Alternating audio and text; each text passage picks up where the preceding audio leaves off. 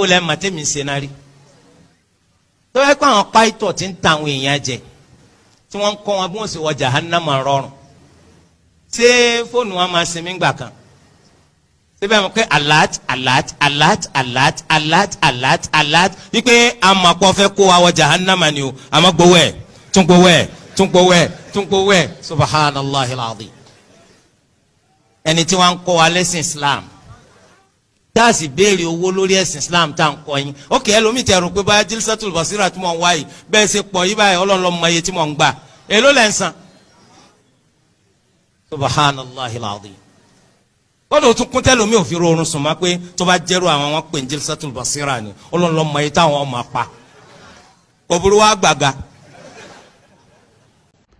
Ògo ni fọ́lọ́run lókè ọ̀run àti láyé àlàáfíà ìfẹ́ inú rere sí gbogbo ènìyàn. Mo kí gbogbo ojú gbogbo ọkàn ní gbogbo tẹ́ lórí ọ̀fẹ́ àti gbòmí. Ìdààmú wàhálà ò ní wọlé tọ̀ yín. Ẹni rí ń gbé sọnù bí ò ṣe bí ọmọ. Ogun àárọ̀ ogun ọ̀sán ogun alẹ́ kankan ò ní jà yín níbẹ̀. Ẹni tó di ẹrù ọ̀ràn kalẹ̀ fúnra ẹ̀ ní ògbé. Mo rò pé ẹ rí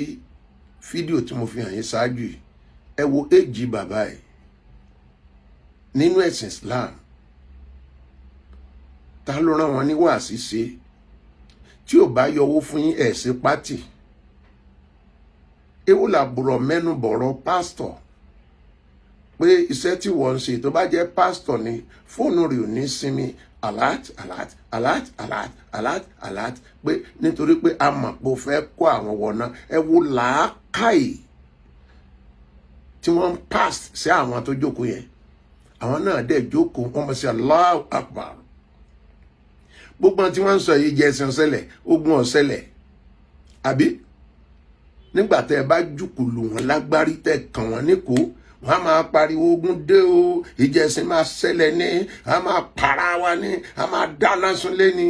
tí mọ nǹkan kan tí ó gbẹ̀yìn yín bẹ́ẹ̀ bá sinmi tẹ́ ẹ jáwọ́ lórí ọ̀rọ̀ ẹ̀sìn ẹlẹ́sìn tẹ́ ẹ bá mójútó Kùránì bí Kùránì yẹn ọba yé yín ẹ dá padà síbi tí wọ́n ti fún yín àbí kẹ́ ẹ lọ kẹ́kọ̀ọ́ mọ́ àmọ́ kí ló dé tẹ́ mẹ́nu bọ̀rọ̀ Jésù tẹ́ mẹ́nu bọ̀rọ̀ Bíbélì tẹ́ mẹ́nu bọ̀rọ̀ pásítọ̀ nídìí wáàsí yín ohun tó ṣẹlẹ̀ sí bàbá yìí ni wípé ó kù díẹ̀ káàtó ebi ń pa wọ́n àwọn tó wà ń bẹ̀ yẹn ọmọ bá ṣe máa fún wọn lọ́fìrìn èyí tí wọ́n sì kàn dẹ̀ fi là mọ́lẹ̀ wípé ó ń bá ilẹ̀ tó àwọn ẹ máa fún àwọn wọ́n mú ọ̀rọ̀ pásítọ̀ wọ́n mú mẹ́nu imagine iṣẹ́ wo la gbélé yín lọ́wọ́ tá ń gbéṣẹ́ lé yín lọ́wọ́ ṣé bó wù yín lẹ̀ ń ṣe bí ọba wa pè yín mọ́ ẹ̀ ṣe gbé sọ́lẹ̀ ẹ lọ sọ́ra gbogbo ẹ̀yin èpédìran o ń bó lẹ́wà tẹ máa ń kọ́mẹ́ǹtì aláìníláàkáyì aláìlọ́pọlọ mo béèrè pé ta ni alábòsí ẹ̀yin náà ẹ wo bàbá ẹ̀ nísìn ta ni alábòsí báyìí kí ló kàn pẹ̀lú ọ̀rọ̀ kìrìsìtẹ́nì kí ló kàn pẹ̀lú ọ̀rọ̀ pásítọ̀ ta ló gbéṣẹ́ ràn mo sì ń bọ̀ ẹ sì ríran wò ọ̀pọ̀lọpọ̀ àwọn nǹkan tí wọ́n ti sọ òun náà ni mo sì ń rí post ni mi tí ì sọ̀rọ̀ àwọn nǹkan tẹ́ ń lò against kìrìsìtẹ́nì sórí kò sí tó kàn mí pẹ̀lú oníṣẹ̀ṣe bó oníṣẹ̀ṣe bá ta sí mi tó bá mi sọ̀rọ̀ màá fún lésì ṣùgbọ́n ẹ̀yin yìí ni igi wọ́rọ́kọ́ ti dáná rú àrùn wọ́rọ́kọ́ ti dọbẹ̀ nù bóníṣẹ̀ṣe bá bọ́ta lónìí tí wọ́n ń sọ̀kò ọ̀rọ̀ sí kìrìsìtẹ́nì àti mùsùlùmí ṣé kí mọ́tàn yín jẹ ẹ̀yin lẹ fà á ẹ̀yin lẹ ń fa wèrè lọ́yàn káàkiri ìgboro ẹ̀yin lẹ lè dá dúró kẹ́ má tọwọ́ bẹ̀sẹ̀ ẹlẹ́sìn lójú àwùtẹ́ máa pọ̀ ọba gbá ọba bìkan ẹ lọ pọlọ́pàá ni ẹ lọ sí kóòtù ni èèyàn mélòó ló gbé yín lọ sí kóòtù rí èèyàn mélòó lọ pọlọ́pàá ẹ ríran wò ẹ má jáwọ́ o a sì mọ̀ pé ẹ lè jáwọ́ àfitẹ́ bá kàn dín nù yìí àwọn èèyàn yìí ti fẹ́ jáde tán ní Islam kì í ṣe bí o ibi nìkan kọ́ àti lókè òkun ẹ ti ríran wò ẹ padà sọ Islam dahoro pátápátá pẹ̀lú àwọn ọ̀rọ̀ àlùfànṣá tó ń jáde lẹ́nu yín yẹn ire o. mẹ́sẹ̀gì mi máa lọ sí ọ̀dọ̀ brother Lateef Lágbàjì Labib Lágbàjì àbí kí náà pè wọ́n brother Lateef Labib Lágbàjì mẹ́sẹ̀gì mi máa lọ direct sí ọ̀dọ̀ Mr. Labib Lágbàjì ẹ jọ̀ọ́ ẹ torí t'Ọlọ́run ọba mo fẹ́ bẹ̀ yín ni kì í ṣọ̀rọ̀ ìjà lọ̀rọ̀ tó wà ńlẹ̀ yìí o brother Lateef Labib Lágbàjì àti gbogbo ẹ̀yin àáfàá tí ẹ máa ń wu irú ìwà yẹn tẹ́ máa ń bú àwọn kan tẹ́ máa rò pé bóyá ẹ̀yin nìkan lẹ mọ̀rọ̀ sọ ẹ wá farabalẹ̀ kẹ́ gbọ́. Lóòótọ́ mo rí gbogbo program tẹ́ ṣe tẹ́ fi ń bú ọmọ ìyá wa tó jẹ́ admin Tani Olohun tẹ́lẹ̀ yẹn torí mo rí pé ẹ mú sọ́wọ́ bọ́ṣẹ́ rí gbogbo nǹkan táwọn gáìsì yẹn ń sọ gbogbo Yorùbá pátápátá ló ń sọ gbogbo nǹkan táwọn gáìsì yẹn ń sọ wọ́n ń gbẹnu gbogbo Yorùbá sọ̀rọ̀ ni ọmọ Yorùbá ni wá ewé nìran wa mọ̀ egbò nìran wa mọ̀ àmọ́ Kùránì ò kì í ṣe fáwa ń bí nígbà tẹ́ máa sọ̀rọ̀ ẹ ní Kùránì ọ̀rọ̀ wo ni Kùránì fi jọ tó fi kàn wá nílẹ̀ Yorùbá ẹ stop àti máa force Islam lé wa lórí. Ifá ẹbọ làwọn baba ńlá baba wa ń ṣe láti ilẹ̀ ogun làwọn baba yín tẹ́ kó Islam wa ogun náà kó wá sílẹ̀ Yorùbá tó fọwọ́ fi colonize tó fọwọ́ fi dá wàhálà sílẹ̀ ìjà ìsìn yẹn lẹ́yìn ọmọ náà tún gbọ́njú bá ń sìn tẹ́ tún fi ń disturb society ẹ wò ẹ ká sọ̀rọ̀ síbi tọ́rọ̀ wa ace brother ẹ wò ẹ kò sí agbára tẹ́ lè ní tó gbogbo Yorùbá o ẹ lọ calm down bros bó jẹ́ ṣe kápẹ́ńtà ẹ lọ kọ́ bó jẹ́ ṣe télọ̀ ẹ lọ kọ́ ìmọ̀ ìjìnlẹ̀ kan tẹ́ bá máa fi ṣe business tẹ́ bá fi kúrò lórí gbogbo mátà ọ̀rọ̀ religion war tẹ́ ń dá sílẹ̀ yìí Mr. Alabibu Lagbaji mo rí pé ẹ̀yin nìkan lẹ wà important nínú gbogbo àwọn tí wọ́n ń jàjà ẹ̀sìn yẹn ló yẹ kí n dárúkọ yín ẹ̀gbọ́n ẹ jẹ́ ká lọ face life wa ẹ jẹ́ ká lọ wáṣẹ́ ṣe dandan kọ́ ni kẹ́ ẹ ṣàfà dandan kọ́ ni kẹ́ ẹ ṣe imam dandan kọ́ ni kẹ́ ẹ jà fún Islam nílẹ̀ Yorùbá Islam tá a dẹ̀ ń sọ nílẹ̀ Yorùbá yà bò sílẹ̀ yín tẹ́ wà ń bíbá ẹ fi ń ṣe ẹ ń ṣe business tiyín ni àwọn owó tó ń kó lọ Mẹ́kà ẹ ń jẹ́ ń bẹ̀ yahoo ni gbogbo yín kò sẹ́ni kankan tó nífẹ̀ẹ́ Muhammadu tẹ́ ń pariwo kò sẹ́ni kankan tó nífẹ̀ẹ́ Muhammadu nínú gbogbo yín kò sẹ́ni kankan tó nífẹ̀ẹ́ Allah tẹ́ ń sìn yẹn kò sẹ́ni kankan tó nífẹ̀ẹ́ nínú gbogbo yín business yín lẹ́ ń ṣe ẹ mọ bẹ́ẹ̀ ṣe lọ ń gbà lọ́wọ́ àwọn Saudi Arabia now ní Saudi Arabia yẹn lẹ́nu ọjọ́ mẹ́ta yẹn sì wọ́n wá mú Allah tẹ́ ń sìn wọ́n ní ó lọ́wọ́ méjì Mr. Alabibu Lagbaji àti gbogbo ẹ̀yin tẹ́ ń wùwà wọ́nranwọ̀nran yẹn lọ́la yẹn bá àwọn Saudi Arabia yẹn jà kanra mọ́ wọn tọmọ Yorùbá bá ti wá sọ̀rọ̀ nípa Allah ẹ máa fọlọ́pàá wa kiri ẹ máa pe ọba Ṣakí ẹ máa pe ọba kan kìlọ̀ fún Lágbájá kan ẹ stop gbogbo nọ́nsẹ̀nsì tẹ́ ń ṣe ẹ stop gbogbo nọ́nsẹ̀nsì tẹ́ ń ṣe ó máa bu yín lọ́wọ́ lélẹ́yìí ó máa bu yín lọ́wọ́ gan-an ẹ̀gbọ́n ẹ lọ jókòó tẹ́ bá jẹ́ pé Islam ni ẹ lọ fèsì Islam yín kẹ́ mú mọ nínú yàrá yín ilẹ̀ Yorùbá náà pé bí Yorùbá là kò sí ìtàn ilẹ̀ Yorùbá nínú Quran kí lẹ wá ń bá wa jà sí lórí ẹ̀ tí Islam bá wù yín ṣe gba Saudi Arabia lọ gba nọ́ọ̀tì lọ ilẹ̀ Yorùbá ni bí brother ẹ rí pé mo dárúkọ yín rí mo dẹ̀ máa ń pọ́n yín lé gan bọ̀ ó dàbí pé tí yín yẹn ti fẹ́ máa pọ̀ jù tẹ́ bá nífẹ̀ẹ́ Islam ẹ̀wẹ̀ gbàlú Islam lọ o 9 million náà fi ń lọ Mẹ́kà ń sin o ayé wa rí bó ṣe rí ní bíbá yín sin jàjà bandit ń já àwọn èèyàn gbé wọ́n pa àwọn èèyàn dànù ẹ̀ rí yẹn ẹ̀dẹ̀ ń pariwo Islam ẹ̀ colonize Islam lé wa lórí by force kí ló kàn wá pẹ̀lú yẹn kí ló kàn Yorùbá pẹ̀lú Islam náà religion tẹ mú wá bíbá ẹ̀ kàn wá fi dá wàhálà lẹ̀ sínú ayé wa ni ọ̀rọ̀ wa ò lójútùú náà ẹ fi Bible àti Quran ẹ fi ń búra fáwọn olóṣèlú wọlé tí ìbá ń ṣe èyí tẹ kórí burúkú wá ní Nàìjíríà gan ò lè rí bó ṣe rí náà ẹ fi wá sílẹ̀ òṣàtẹ́yẹ bá ṣe tí ò bá gbé ẹ jẹ́ kó ní kálukú padà sílé Islam ò gbé wa I'm from Muslim family bàbá mi kọ́ Central Mosque bọ̀bọ̀ mo rí pé rubbish lẹ́ ń ṣe rubbish ní náà báwo lèèyàn ṣe máa gbàdúrà nílẹ̀ Yorùbá tí ò ní lè fi language ẹ̀ gbàdúrà ẹ̀dẹ̀ ń fọ́ọ̀sì wa lórí ẹ̀dẹ̀ ń fọ́ọ̀sì language tí ò ṣe titi wa ẹ̀ ń fọ́ọ̀sì ẹ̀ lé wa lórí we are not a Muslim wá láti Muslim generation Yorùbá ni wá ọ̀pẹ̀lẹ̀ là ń dá Ifá là ń dá ń bí tí bíbá yóò bá dẹ̀ pé ìdẹ̀ kó gbàlú bàbá ẹ lọ ẹ fi wá sílẹ̀ Yorùbá náà mo wá fẹ́ sọ fún gbogbo ọmọ Yorùbá pátápátá ní tilé lóko kẹ́ ẹ máa gbọ́ àtẹ̀yin tẹ́ jẹ́ mùsùlùmí àtẹ̀yin tẹ́ jẹ́ Christian tó bá ti jẹ́ pé ọmọ Yorùbá ni ẹ láì tí yín dáadáa kẹ́ ẹ máa gbọ́ ọ̀rọ̀ tí mo fẹ́ sọ yìí ẹ má fi ilé bàbá yín sílẹ̀ o ẹ tọ́jú ara yín o ipò táwọn people yín expect pé wọ́n máa bá wa kọ́ náà bá wa nígbà tó fi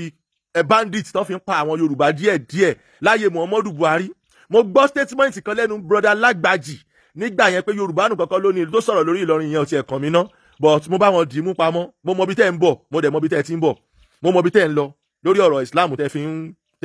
the more tó bá ṣe belong sí Islam the more bó bá ṣe máa believe láti lọ máa lọ Mẹ́kà ni ó dẹ̀ pay àwọn ẹ̀yin aráàlú tó ti kó ọpọlọ yín lọ ẹ̀yin lẹ́ ń jìyà ẹ̀ náà bí wàá bíbá yìí pé à ń bọ òkúta à ń bọ fá à ń bọ bá à ń bọ àwo à ń bọ òkòkò bàbá aṣáṣu ṣọlọ ń wà nínú Kaaba ń bẹ yẹn ni Kaaba tẹ kọ́ yẹn blọọkù náà fi mọ́ ẹdẹgbẹ láṣọ dúdú àwọn èèyàn dẹ̀ ń lọ bẹ̀ wọ́n dẹ̀ lọ ń gbàdúrà torí àwọn nǹkan wa ìṣẹ̀ǹbáyé tó wà nù bẹ̀ yẹn àwọn dìdìrín tó ń lọ náà wọn ọpọlọ wọn ò sọ pé wọn ò jẹ́ kẹ́ ẹ débẹ̀ wọn ò jẹ́ kẹ́ ẹ rí inú ẹ̀ wọn ti jẹ́ kẹ́ lómi gan súnmọ́ dèpòdépò pé kí wá ní nǹkan tá à ń ṣe ń gbà yẹn tí n bá dé di omi Ọ̀ṣun máa ṣàdúrà ayé mi á nítumọ̀ tí n bá dé di Ògún máa ṣàdúrà tí bá dé di Ọbàtálá Ọya gbogbo ẹ̀ máa ṣàdúrà ẹ má fẹnu bà tiwa ẹ mọ a lot of years some years tẹ́ ti ń ba ìṣẹ̀ṣe jẹ́ àwọn ẹlẹ́bọ àwọn ẹgbá àwọn ọmọ yẹn wá jáde ńsìn wọ́n wá jáde tán fún yín ẹ wá ń kanra kí lẹ̀ ń kanra fún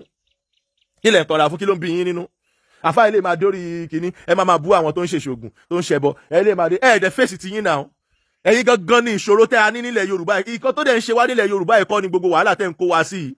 ẹ wo iye tán ń tepo ẹ wo gbogbo tán ń ta gbogbo ẹ̀ torí pé ẹ̀yin rí ibi tẹ́ ti ń ṣe yahoo ẹ sọ̀rọ̀ lórí ìyẹn ẹ wá fọ́ọ̀sì Islam lé wa lérí ṣé dandan ni ká ṣe Islam ni we are not doing Islam is a nonsense religion ní interest sí gbogbo religion rí burúkú tẹ́ kó wà ní interest sí ẹ jẹ́ ká padà sílé ká tọ́jú ara wa kí ló ṣẹlẹ̀ gangan kí ló ṣẹlẹ̀ báyìí ṣé dandan ni ká ṣe Islam ni tí Islam bá wẹ̀yìn ṣe ẹ káwọn ọmọ yín àtàwọn ìyàwó yín síbẹ̀ kẹ́ sinmi ara yín ẹ stop gbogbo rọ́bìṣì tẹ́ ń ṣe yẹn àwa ò láìkì ẹ̀ nílẹ̀ Yorùbá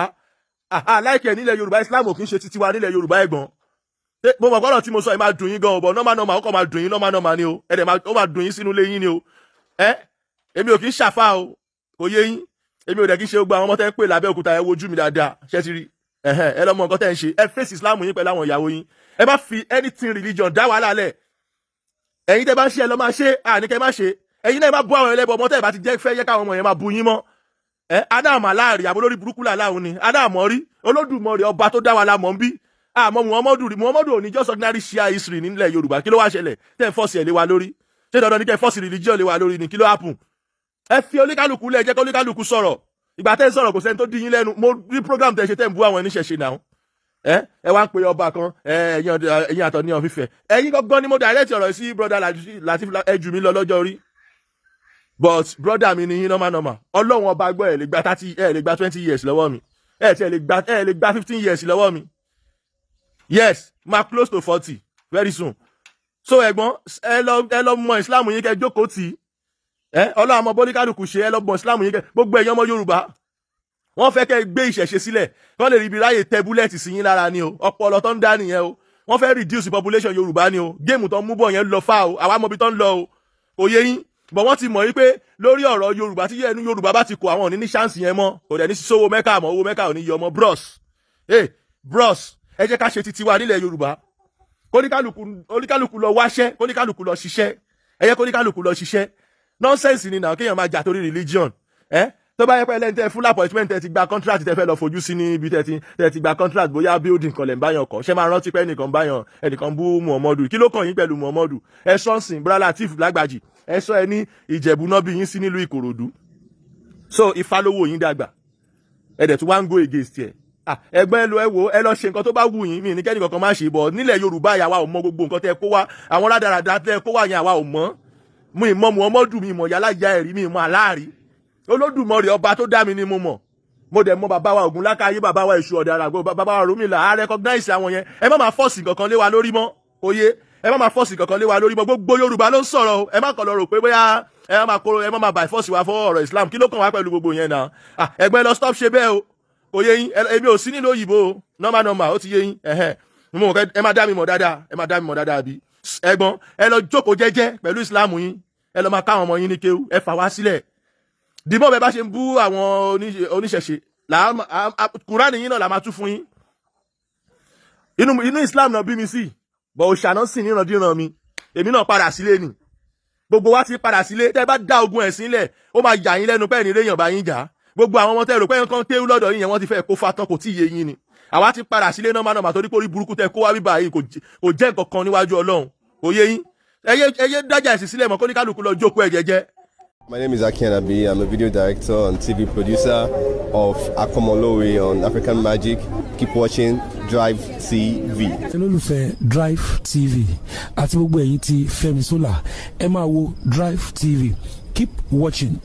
Drivetv. My name is Wole Agba. Taking this time out to tell you all that you keep watching Drivetv. What drive ẹ̀wọ̀ ní ògo ẹ̀? What drive ẹ̀wọ̀ fulfilment? What drive ẹ̀wọ̀ bí tó bá lọ? Ó ní iṣẹ́ rìn. Ibi ni kò máa wò Drivetv. Thank you. Chloe.